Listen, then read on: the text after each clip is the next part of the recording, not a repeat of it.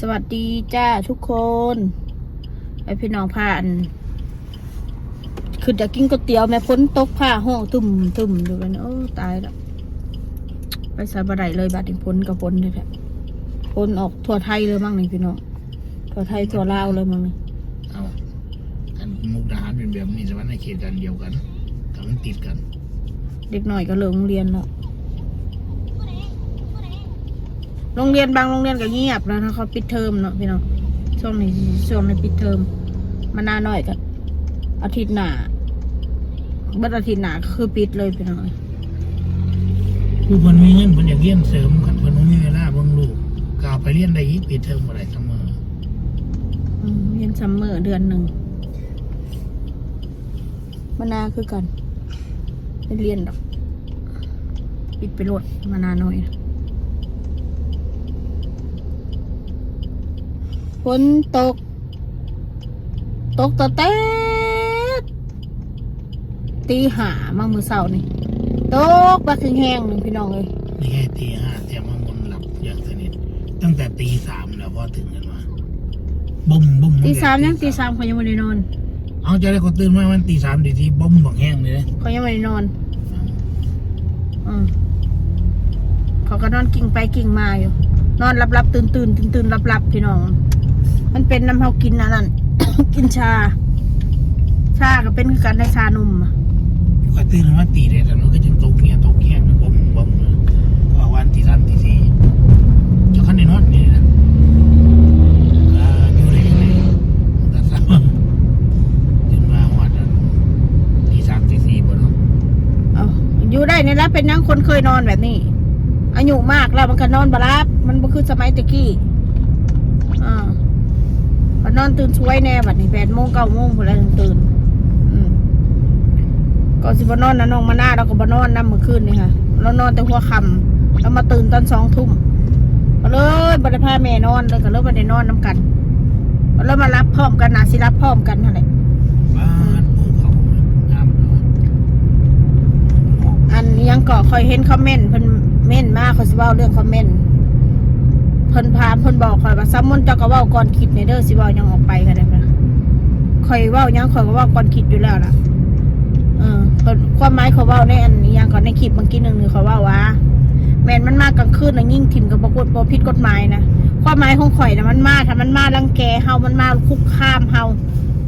มันมากลางคืนนะตี 1 ตี 2แบบนี้ค่ะยิ่งถิ่มกับบ่ผิดกฎหมายถึงสิผิดเฮากับผิดหน่อยว่าซั่นซะพอเขาว่าตั้งใจที่จะมาก่อกวนเฮานะแมนยูว่ามันผิดมันก็ผิดอยู่หั่นแหละถ้าสิว่าบ่ผิดเลยมันก็เป็นไปบ่ได้ดอกถ้าว่าสิยิงคนถิ่มนะข่อยเว้าเปรียบเปยไปซื่อๆข่อยมันไม่ได้มีอาวุธปืนดอกสิบอกไว้ให้คนมันโมโหมันก็เว้าไปเปรียบเทียบว่าถ้าเกิดเป็นเฮียนถ้าสมมติว่าไปอาละวาดคนอื่นกลางค่ำกลางคืนน่ะมันยิ่งทิมกับสิบพิษตัวข่อยก็เว้าแบบนี้เนาะยิ่งทิมกับทำตายสมาตัวหนึ่งนั่นแหละก็คือแบบนั้นแหละบาดนี้ข่อยสิย้อนทามคืนบาดนี้เด้อถ้าข่อยเว้าแบบนี้แต่ซุนเจ้าก็มาว่าให้ข่อยกันเว้าคือว่าเว้ายังบ่คิดแล้วคนที่มันเว้าให้ข่อยฮันเด้ซะมันสิเอาน้ำกรดมาสาดหนาข่อยให้ได้ซะสุเจ้าคือบ่บอกแน่ว่ามันอันเบ้าแบบนี้คือบ่ถามเขาแน่ว่าเบ้าอันคิดก่อนพูดนะคือบ่ถามเขาแน่สิเอากลุ่มนักเลงมันก็ตืบผัวข่อยสิเอาอันสิจ้างคนขี่คุกออกจากขี่คุกมันก็ตืบข่อยมันก็ตืบผัวข่อยสิไปดักข่อยมือวันที่เท่านั้นวันที่เท่านี้ได้ซะเขาคือบ่ย่านเกรงกลัวกฎหมายแน่ซะเขาถามแน่มันบ่ผิดบ่เขาเฮ็ดแบบนั้นนะเขาเว้าแบบนั้นน่ะมันบ่ผิดบ่ข่อยสิถามคืนน่ะนะหรือว่าเขาว่าให้ซุ้มข่อยนี่ว่าได้เขาบ่พิษแล้วคือกันเขาเอาข่อยเป็นประจานนี่มันบ่พิษบ่สุเจ้าจังสิไปเสือคนนั้นพวกเฮี้ยแบบนั้นนะ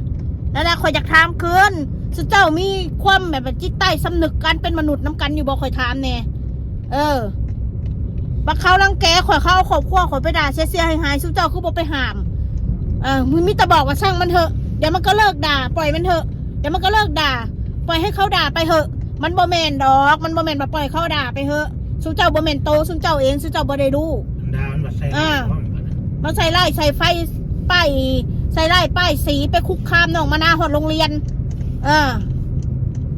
เจ้าก็เอากฎหมายดิเข้าหาไปหาไผล่ะบัดนี้ขอสิถามขึ้นว่าใครเขาเฮ็ดแนวใดก็เขาลีอยู่ในถ้ำเนาะมันอยู่ในหู เจอข่อยเห็นอะไรข่อยสิไปจ้างไผข่อยบ่มีปัญญาข่อยบอกไว้แล้วว่าข่อยบ่มีปัญญาข่อยบ่มีปัญญาที่ไปต่อสู้กับไผแม้แต่ข่อยสิจ้างคนเฮ็ดแต่คนข่อยก็ต้องเอาเงินเกียมไป4-5 หมื่นให้ทนายแล้วในการเฮ็ดกับจักมือใดพ้นใดงานใดบางคนก็ให้ไปร้องเรียนหน่วยงานนั่นหน่วยงานนี่โอ้ยข่อยน่ะเฮ็ดมาเบิดแล้วเขาก็เงียบพี่น้องเอ้ย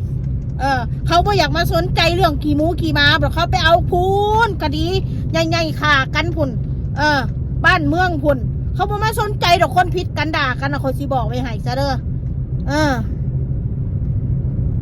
คนละเมื่อยนํถ้าเฮาเว้าหยังนี่โอ้ยจับผิดเฮาคือหยังนี่ถ้าเฮาเว้าหยังถ้าเฮาใช้ความรุนแรงว่าใช้ความรุนแรงว่าซั่นมันผิดกฎหมายนะคิดก่อนพูดนะบักคนอื่นสิเอานำกฎมาสาดหน้ากูบ่ผิดอันน้องม่วนว่าเมื่อเช้าเวลาก็เปรียบเปยว่าถ้าเกิดว่าก็ค่ำมื้อคืน